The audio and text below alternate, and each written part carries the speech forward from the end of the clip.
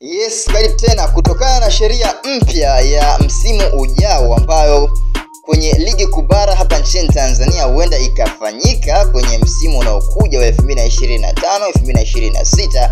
Ni sheria gani hiyo? Kwanza nikukumbushe kucomment, kulike na kushare, pia kusubscribe Legend TZ Media, pia kuambia ndugu jamaa na marafiki pite kwenye YouTube channel yetu TZ Media.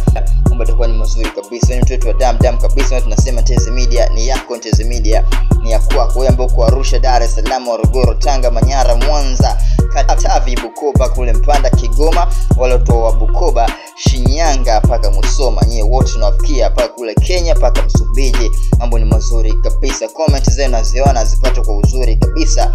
Na hii ni TZ Media kwa sababu wewe ni mtoto wa damu, ni mtoto wa thamani kabisa. Siku hii leo natazama usajili wa mchezaji ambaye alikuja mwaka 2023 2024 katika ligi kubwa hapa nchini Tanzania kwa nafasi ya goalkeeper, anaitwa Ayub Rakret, ambaye huyu ni mchezaji ambaye alipata majeraha pale Simba Sports Club na ikamfanya kuwa nje kwa kipindi kirefu kweli na ikasababisha kuingizwa kwa mchezaji wao mpya Musa Kamara, Pimpin Kamara. Sasa story ya Ayub Rakret imekaa vipi? Ayub Rakret ni mchezaji ambaye mpaka sasa anaonekana kwenye viwanja vya mazoezi vya Simba Sports Club, lakini hakuna taarifa moja kwa moja mchezaji huyu je atasalia unyamani au itakuwaje? Nani atachukua nafasi zaidi ya Musa Kamara? Je, viongozi watafanya? Japokuwa kwa tetezo tunazungumza kuanzia msimu ujao wa 2025 2026 kuna sheria mpya kabisa ya ligi kubara hapa nchini Tanzania ambapo itaruhusu timu moja kuwa na kipa mmoja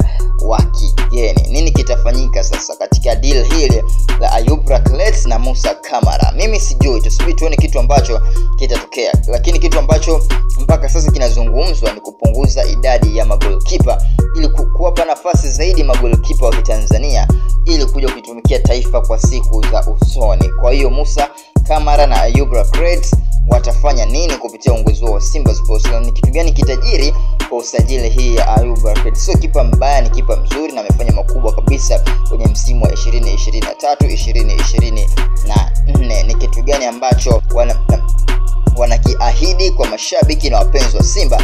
Hii story inamhusu Ayub Rakret ambapo katika mwishoni mwa msimu huu 2024 2025 huenda akapewa mkono wa kwaheri kuondoka zake, kwa sababu kuna sheria mpya inaanzishwa kwenye ligi kubara hapa nchini Tanzania ambapo timu moja inatakiwa kuwa na kipa mmoja tu wa kigeni ili kutoa nafasi kwenye competition, ushindani, kuwa na makipa wazawa.